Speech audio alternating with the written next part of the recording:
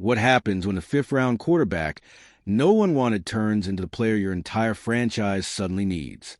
Ask the Cleveland Browns. Because what started as a late-round flyer by GM Andrew Berry has now morphed into the talk of the preseason, and potentially the future of the franchise. Rookie Shedeur Sanders, dismissed by some as a name pick, a media move, or a developmental QB at best, just put the Browns' entire quarterback room on notice with a debut performance that silenced the doubters and exposed the cracks in Cleveland's carefully managed narrative. If you're into the real story and all the messy twists they don't show on highlight reels, go ahead and subscribe. And if you're sticking around to see how this Browns QB chaos plays out, you should definitely be subscribed. And while head coach Kevin Stefanski keeps his tone measured, delivering politically safe statements about open competition and continued evaluation, make no mistake, the building's heating up, the pressure is rising, the eyes are turning, and at the center of it all, Andrew Berry, the man who took the shot no one else would. Let's go back to the draft. When Berry called in the pick for Shedeur Sanders in the 5th round, the reaction inside the Browns draft room was lukewarm, not outrage, not celebration, just a stiff, quiet nod, a couple of side eyes. Reports swirled that Stefanski wasn't thrilled. Haslam? Reportedly distant. It felt like Berry was making a bet entirely on his own. And that's the irony. Because now, it looks like the smartest move in the room. Shedeur's debut was clean, efficient, confident. He threw 2 touchdowns, no interceptions, operated the offense with calm precision, and ended the night with a 106.8 passer rating. But those numbers don't even tell the full story. It's the way he played. This wasn't a rookie checking down all night or tossing up blind prayers. This was a young quarterback reading defenses, climbing the pocket, delivering darts on timing routes, and showing off veteran-level poise on high-leverage downs. He converted on third. He moved the chains. He played with rhythm and control. And the sideline? The camera caught it. Berry leaning back with that look. That subtle, I told you so smirk. That face you make when your gamble hits, and nobody else at the table believed in it. Meanwhile, Stefanski's body language was different. Supportive, sure, but reserved. His post-game comments were textbook coach speak. He played well, Stefanski said. We're going to continue to evaluate everyone. Standard, bland, safe. But behind those words, there's tension. Because this isn't how it was supposed to go. The Browns weren't expecting Shedeur to shake up the quarterback room. He was supposed to be depth, a project, insurance, someone to hold a clipboard behind veterans like Joe Flacco or rookies with more buzz like Dylan Gabriel. Instead, he's leapfrogging them on live TV. And that right there is what's creating a cold front between Berry and Stefanski. You can feel it. The vibes are off. The GM is ready to lean into the future, while the coach is trying to hold the line. Because Stefanski is a structure guy. He likes plans, hierarchy, control. Sanders throwing a wrench into the depth chart threatens that structure. It introduces chaos. But for Berry, this is the beauty of the game. Unpredictable, organic, merit-based. Shedeur earned it. And now he's making the Browns answer the question they didn't want to face this early. What if the kid's just better? Let's not sugarcoat it. The quarterback room is a mess right now. Joe Flacco, the veteran, has the name, but not the legs. The leadership, but not the longevity. Dylan Gabriel? Still raw. Still trying to sell the built different brand while delivering inconsistent reps. There's talent, sure, but no one's running away with the job. Until now, because when Shedeur stepped onto that field, something clicked. You could see it in the offensive line, how they held a little longer. In the receivers, how they fought for extra yards. In the coaches, how the playbook subtly opened up. This wasn't just a one-game wonder. This was a spark. And Andrew Berry? He's standing in it, shoulders back, letting the warmth of vindication set in. He saw something in Sanders. The IQ, the footwork, the intangibles, the chip on the shoulder. He saw what others missed, that beneath the name and media attention was a quarterback who could walk into a professional locker room and own it. Now, let's talk about Jimmy Haslam, because his fingerprints are all over this chaos. 2. Not long after Sanders' debut, Haslam reportedly tried to distance himself from the pick, allegedly saying that Shedeur wasn't his guy and putting the decision squarely on Barry's lap. Classic ownership behavior. The moment something smells risky, step back, but when it starts to look like genius, that's when they slide back in for the photo op. Too late, the people saw it. They remember the quote. They remember the lukewarm draft room.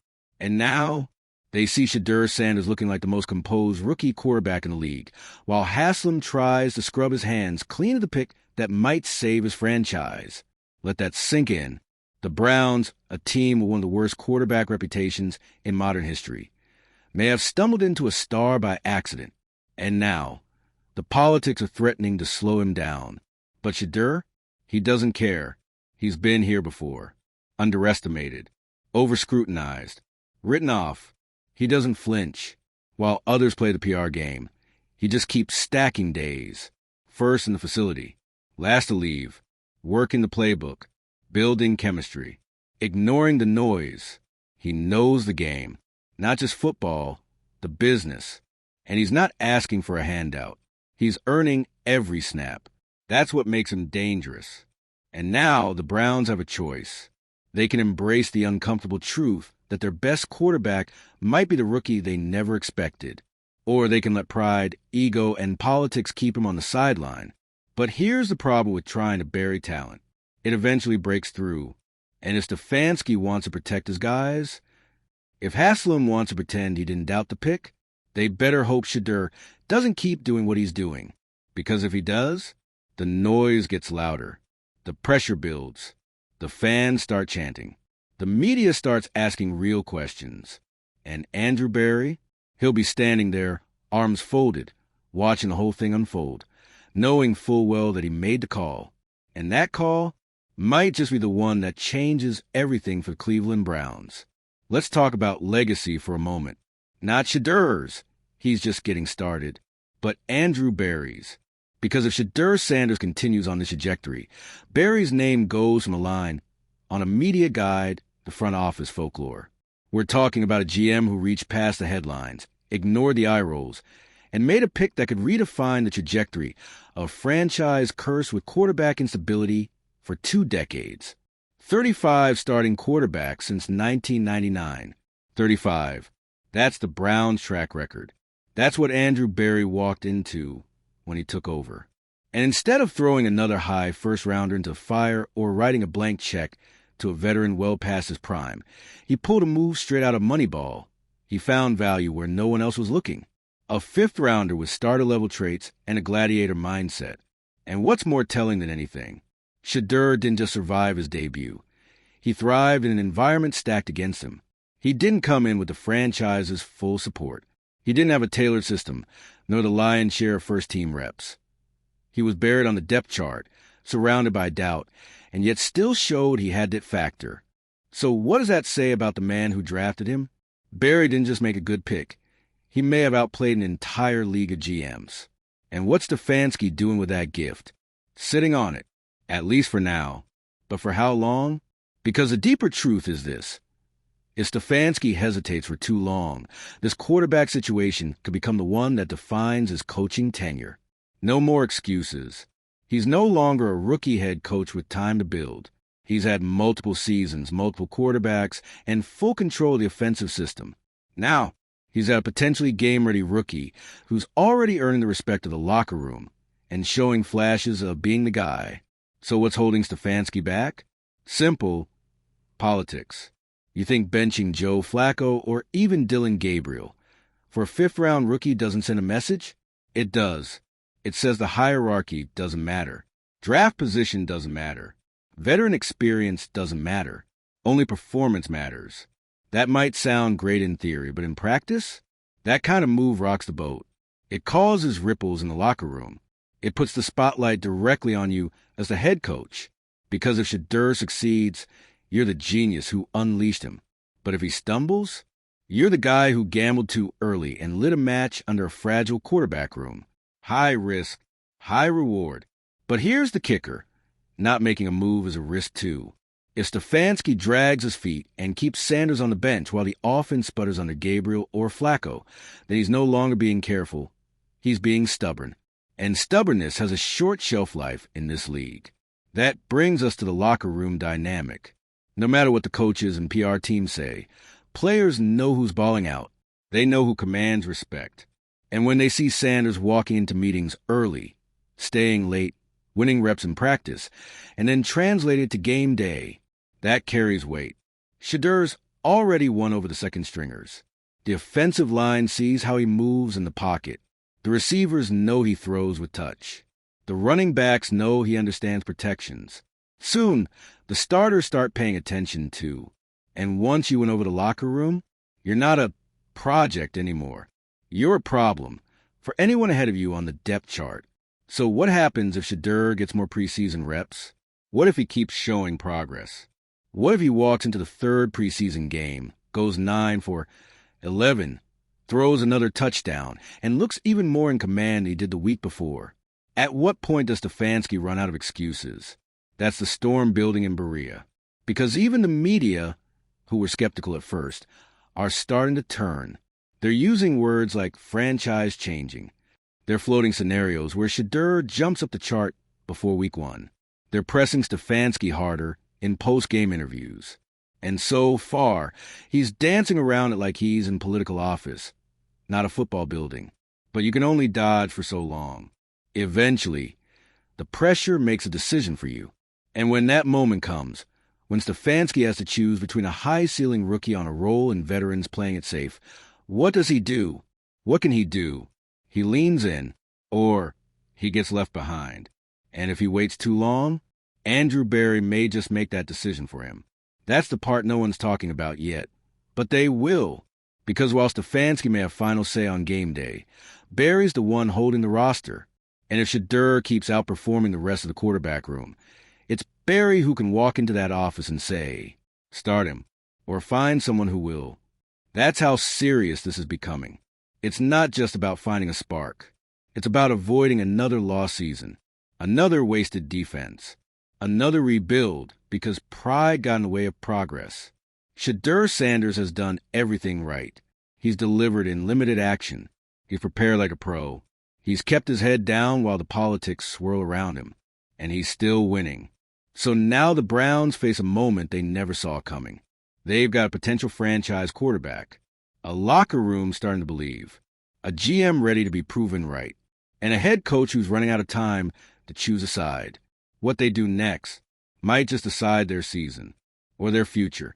Let's get into the real undercurrent swirling beneath all of this. Shedeur Sanders has shifted the identity of the Browns' quarterback room, and no one inside Berea wants to publicly admit just how disruptive that is. Because this isn't just a feel-good rookie story anymore. It's a culture shift. The Browns have gone from awkwardly trying to justify veteran stopgaps and mid-tier talent to suddenly sitting on a high-upside, high IQ, media-savvy rookie quarterback who has star energy and locker room gravity. And that scares people. Because when someone like Shedeur walks in, who's polished, mentally sharp, already commanding cameras without forcing it, it makes the whole room look different. Quarterbacks that once looked like safe options now look replaceable. That guy who knows the system starts looking like he's just keeping the seat warm. No coach wants that kind of heat. No GM wants to shake up the locker room too soon. And no owner wants to admit that the fifth rounder might be the guy when they've spent years justifying every QB failure with, we just need more time. But this is where the Browns' front office ego could become their downfall. Because let's be brutally honest, this franchise has been in quarterback purgatory for the better part of 2 decades. How many times has Cleveland chased the idea of stability at quarterback by overpaying for mediocrity, only to end up with another reboot? The answer is too many. And now that they may finally have a true talent on their hands, one that just happened to come from an unconventional path, they're too afraid to embrace it fully. Why? Because it means admitting the old plan didn't work. It means admitting that the quarterbacks currently ahead of Shedeur on the depth chart might be little more than placeholders. It means admitting that a young black quarterback with swagger, charisma, and ties to one of the most polarizing figures in college football might actually be the future of your franchise. That takes guts.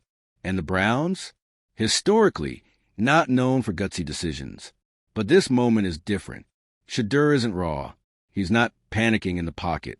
He's not playing reckless. His game is built around fundamentals and timing, traits that most rookie QBs take years to develop. Which brings us to this. The Browns' current QB strategy is broken. Cleveland has spent the better part of the past 10 years trying to force quarterbacks to fit a system.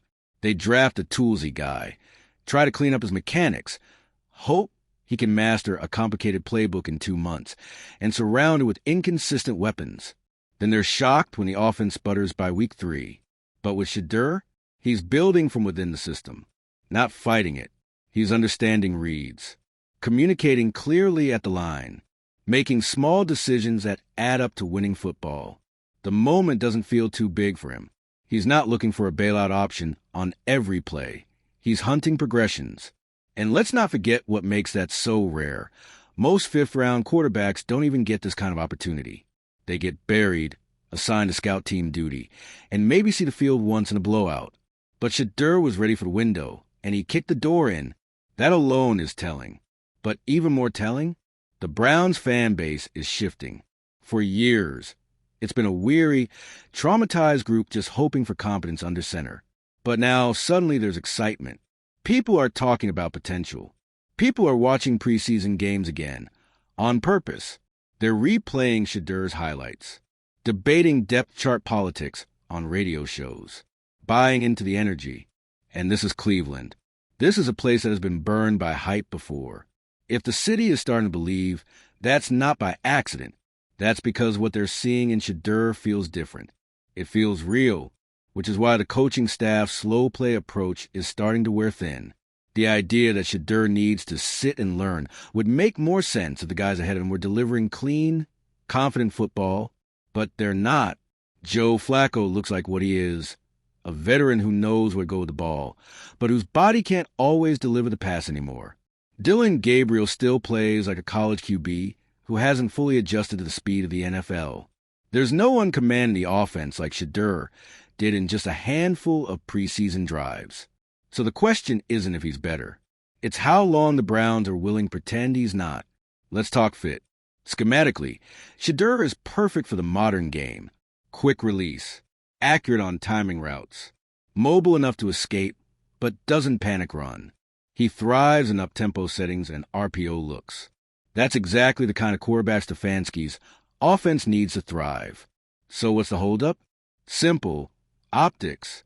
Promoting Shedeur now forces the Browns to tell a story they're not sure they're ready to tell.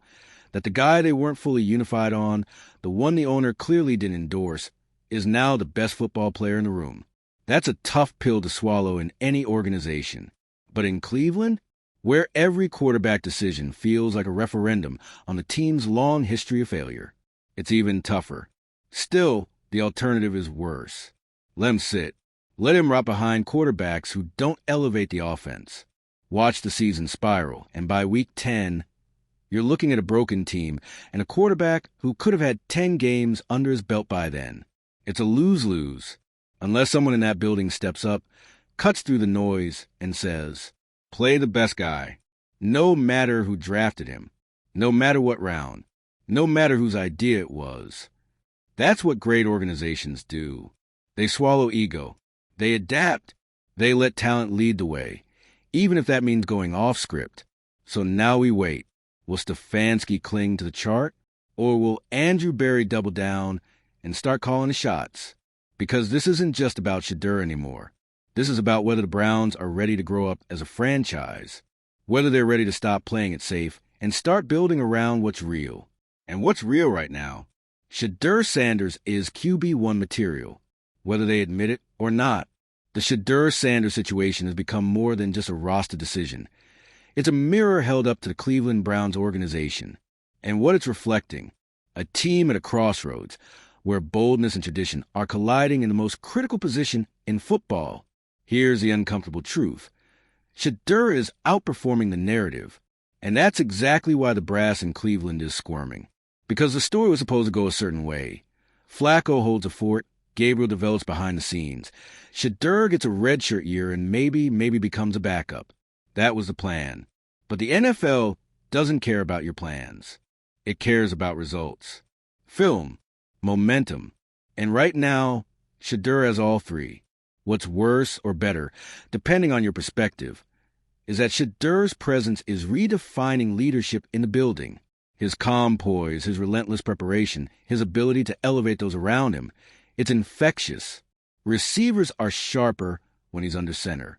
The offensive line blocks harder. The vibe shifts. You can't coach that. You can't bottle it. And you definitely can't ignore it. Which is why Kevin Stefanski's diplomatic comments about Shedeur's performance are starting to wear thin with fans and analysts alike. The polite, "We're evaluating all options," stance may work for a few weeks, but the pressure is mounting, not just from media, but from inside the building. Quiet conversations are happening. Position coaches are whispering. Players are talking. Because it's one thing to be outplayed by a seasoned vet.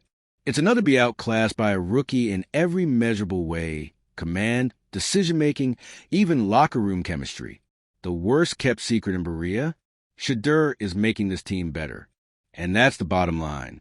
He's not just succeeding in the abstract. He's making tangible improvements to how the offense functions. Faster drives, smarter decisions, fewer mistakes. That matters, especially for a team that has wasted too many seasons with QBs who had the tools but not the temperament.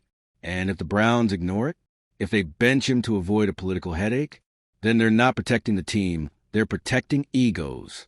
Because whether he was a first-round pick or taken 146 overall, Shedeur Sanders has earned the right to compete, not just for reps but for the job. And if Cleveland's leadership can't recognize that, then maybe it's not the quarterbacks that need changing. Maybe it's the culture